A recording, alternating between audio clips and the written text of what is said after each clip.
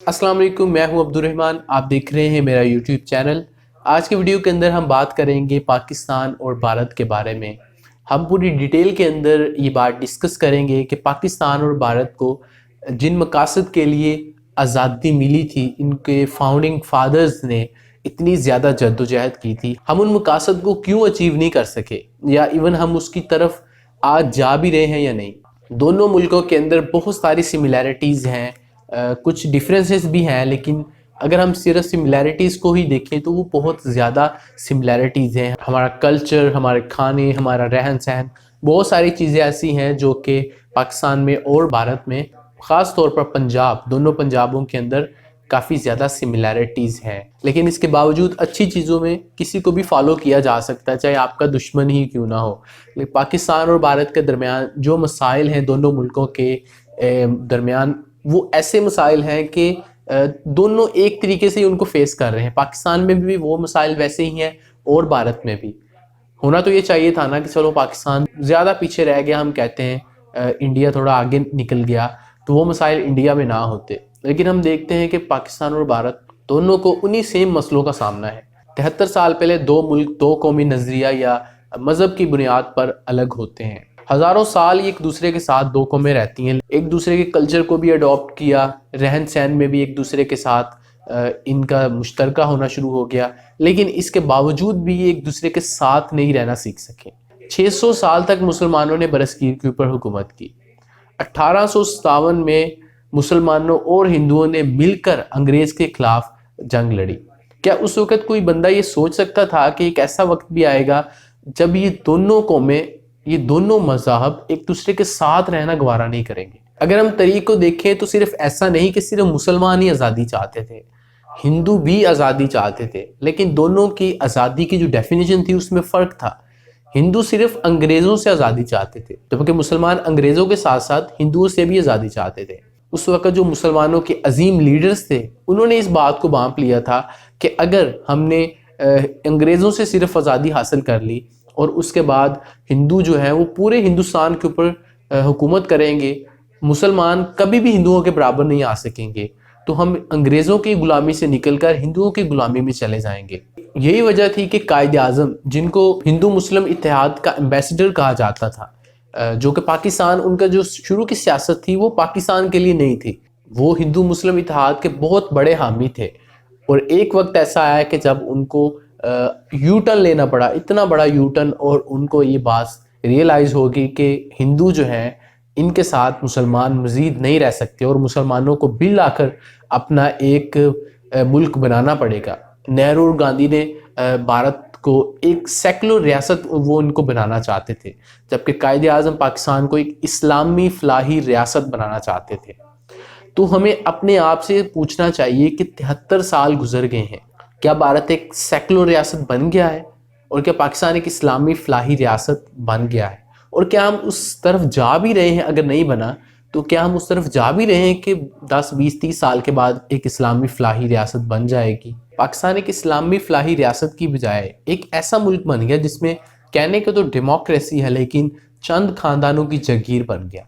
एक ऐसा मुल्क बन गया जिसकी कुछ सिमती नहीं है, हर चीज़ जो है वो उसका बेड़ा गर्क हो चुका है। जबकि भारत एक सेकुलर रियासत की बजाय एक ऐसी रियासत बन गया जिसके अंदर अक़लियती जो लोग हैं वो, और जो अक्सरियत में हैं, उनके हुकूक में ज़मीन आसमान का फ़र्क है। भारत एक सेकुलर रियासत की बजाय एक ऐसा मुल्क बन गया जिसके जो आज के हुक्मरान हैं वो फैशिस्ट हैं, और उसकी जो बागडोर है वो एक ऐसे बंदे के हाथ में है जो कि हिटलर से मुतासर है। और आज का जो हिंदुस्तान है वो नेहरू और गांधी का नहीं बल्कि मोदी का हिंदुस्तान है। दोनों मुल्क आज़ाद तो हो गए, लेकिन उसके बाद मुस्तकिल तौर पर लड़ने के लिए एक इलाका ऐसा रख लिया जिसके ऊपर कई 100 सालों तक शायद लड़ सकें।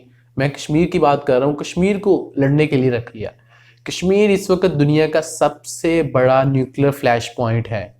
माजी के अंदर कितनी ही बार कश्मीर की वजह से पाकिस्तान और भारत एक ऐसे पॉइंट के ऊपर पहुंच जाते हैं जहां पर कुछ भी हो सकता है। दोनों मुल्क एटमी हथियारों की तरफ देखना शुरू हो जाते हैं, और फ्यूचर के अंदर भी जब तक ये मसला हल नहीं होता, अल्लाह ना करे कोई ऐसा मोमेंट आ जाए जहां पर पॉइंट ऑफ नो रिटर्न पर हम पहुंच जाए, जहां पर हम इस बात से पीछे ना हट सकें। बॉर्डर के दोनों तरफ 160 करोड़ लोगों की ज़िंदगी को खतरा है, उनकी जो जान है वो बहुत ज़्यादा खतरे में है।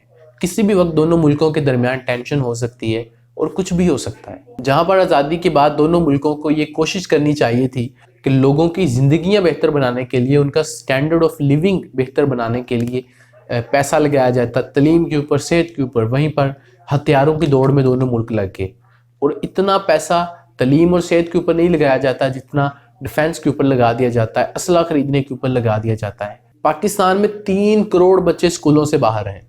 पाकिस्तान तलीम के ऊपर सिर्फ अपनी जीडीपी का 2.3% खर्च करता है। टोटल पाकिस्तान का जो एजुकेशन बजट है वो 81 बिलियन रुपीस है।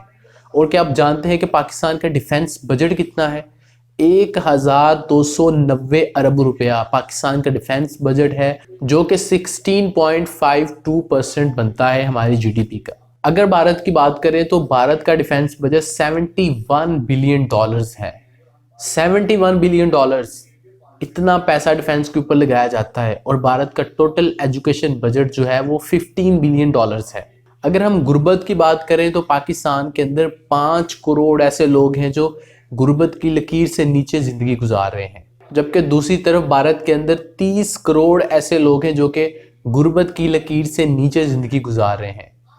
क्या आपको पता है कि दुनिया के अंदर 5 ऐसे ममालिक हैं जिनके अंदर दुनिया के 50% गरीब तरीन अफराद रहते हैं, और उन 5 ममालिक में एक नाम भारत का भी आता है। और ये वही मुल्क है जिसका जो डिफेंस बजट है वो 71 बिलियन यूएस डॉलर्स है।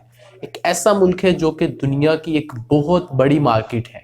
एक ऐसा मुल्क जिसके बारे में ये सोचा जा रहा है या सोचा जा रहा था कि अगले 10 सालों में दुनिया की जो टॉप 10 इकोनॉमीज हैं उनमें इसका शुमार होगा। क्या आप ये बात नहीं जानते कि पाकिस्तान और भारत के अंदर आज भी ऐसे बहुत सारे इलाके हैं जहां पर इंसान और जानवर एक ही जगह से पानी पीते हैं? तो क्या ये सारा का सारा पैसा जो कि हम दोनों मुल्क डिफेंस के ऊपर लगाते हैं, ये सारा का सारा पैसा हम अपने लोगों के ऊपर नहीं लगा सकते? हम तालीम के ऊपर, सेहत के ऊपर, लोगों की ज़िंदगियां बेहतर बनाने के लिए हम ये सारा का सारा पैसा नहीं लगा सकते? दोनों मुल्कों के अंदर एक और सिमिलैरिटी ये भी है कि दोनों मुल्कों के जो करता धरता है, दोनों मुल्कों के जो सियासतदान हैं, उनमें जो अक्सरियत है वो जाहल है, अनपढ़ है और करप्ट है। ऐसा बंदा जिसने खुद नहीं कुछ पढ़ा और ऐसा बंदा जो एक बिल्कुल अनपढ़ है, वो आपके लिए फैसले कर रहे हैं आपकी पार्लियामेंट में और हमारी पार्लियामेंट में भी। मेजॉरिटी ऐसे लोगों की है जिनको इतना भी नहीं पता होता कि किस चीज़ का बिल आ रहा है। उन्होंने सिर्फ अपनी जो कागजी कार्रवाई होती है उसके लिए वो असेंबली में जाते हैं और अपनी तनख्वाहें लेते हैं और ऐश करते हैं। पाकिस्तान और भारत की जो पार्लियामेंट्स हैं इनके अंदर क्रिमिनल्स बैठे हैं, ऐसे लोग बैठे हैं जिनको पार्लियामेंट में नहीं बल्कि जेलों में होना चाहिए।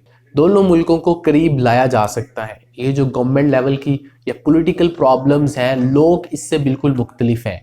आप एक रोड के ऊपर एक आम पाकिस्तानी से पूछें इंडियंस के बारे में तो वो आपको कोई बुरा नहीं कहेगा। पाकिस्तानी बुरा अगर कहेगा तो नरेंद्र मोदी को बुरा कहेगा, किसी आम इंडियन से हमारी लड़ाई नहीं है। इसी तरीके से अगर इंडिया के लोगों से पाकिस्तानी लोगों के बारे में पूछा जाए तो वो अच्छा ही बोलेंगे। लोग जो है वो आज भी एक दूसरे के साथ मिलना चाहते हैं। करतारपुर कॉरिडोर के बारे में आप देखें, अगर आप करतारपुर जाएं तो वहाँ पर पाकिस्तानी हज़ारों की तादाद में वहाँ पर सिर्फ इसलिए जाते हैं कि क्योंकि वहाँ पर इंडियंस आ रहे होते हैं और वो उनको मिलना चाहते हैं। हज़ारों पाकिस्तानी जिनका कोई मजहबी लिहाज से वहाँ पर कोई अकीदा नहीं है, करतारपुर जो वहाँ पर है, वहाँ पर वो सिर्फ इसलिए जाते हैं उन लोगों से मिल सके जहाँ से उनके बड़े हिजरत करके आए थे। पॉलिटिकल प्रॉब्लम्स हैं दोनों कंट्रीज़ के दरमियान, उनकी वजह से सारे मसले मसाइल हैं।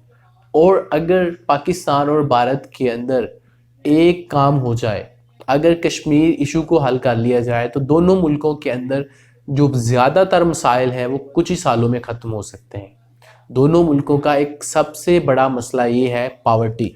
गुर्बत के खात्मे के लिए वो सारा का सारा पैसा जो कि हम डिफेंस के ऊपर लगाते हैं, नए से नया असला, मिसाइल, सब कुछ खरीदने में लगा देते हैं, वो सारा का सारा पैसा लोगों के ऊपर लगना चाहिए। जब तक पैसा लोगों के ऊपर नहीं लगता उस वक़्त तक पाकिस्तान जितना मर्जी पैसा और भारत भी अपने डिफेंस के ऊपर लगा ले, कोई फ़र्क नहीं पड़ने वाला। लोगों की ज़िंदगियां जो है वो बद से बदतर होती जाएंगी। दोनों पंजाब, पाकिस्तान का हो या भारत का हो, हमारे कल्चर सेम है, हमारे खाने सेम है, क्रिकेट हमें एक दूसरे के पास ला सकती है। पाकिस्तान हमेशा से ये कहता है कि पॉलिटिक्स को और स्पोर्ट्स को अलग रखा जाए। آپ دونوں ملکوں کو اگر کرکٹ کھیلنے کی اجازت ہی دے دیں، اور کرکٹ ڈپلومیسی جو ہے یہ بہت شاندار چیز ہے، ہم نے ماضی میں دیکھا ہے بھارت پاکستان کے ساتھ کرکٹ بھی نہیں کھیلنا چاہتا، آئی سی سی ایونٹس میں ہی کرکٹ ہوتی ہے پاکستان اور بھارت کی، اب اس سے زیادہ کوئی سیریز نہیں ہو رہی۔ پاکستان پھر بھی اس کے اوپر پاکستان نے اپنا جو موقف ہے وہ تھوڑا سا نرم رکھا ہوا ہے، پاکستان بھارت میں گیا بھی ہے، وہاں پر سیریز بھی کھیلی ہے، لیکن بھارت پاکستان میں کبھی سیریز کھیلنے نہیں آیا، اور اب تو پاکستان اور بھارت کی بالکل کوئی سیریز نہیں ہو رہی۔ تو امید کرتے ہیں دونوں ملکوں کے درمیان کچھ معاملات بہتر ہوں گے، اور فیوچر میں ہم دیکھیں گے کہ دونوں ملک ڈائیلاگ کی طرف جائیں گے۔ آپ ہمیں کمنٹ سیکشن میں اس حوالے سے اپنی رائے دے سکتے ہیں، آپ ہمیں بتا سکتے ہیں کہ آپ کو آج کی ہماری یہ ویڈیو کیسی لگی، اور ہم نے جو بھی باتیں آپ کے ساتھ شیئر کی ان کے متعلق آپ کے کیا خیالات ہیں۔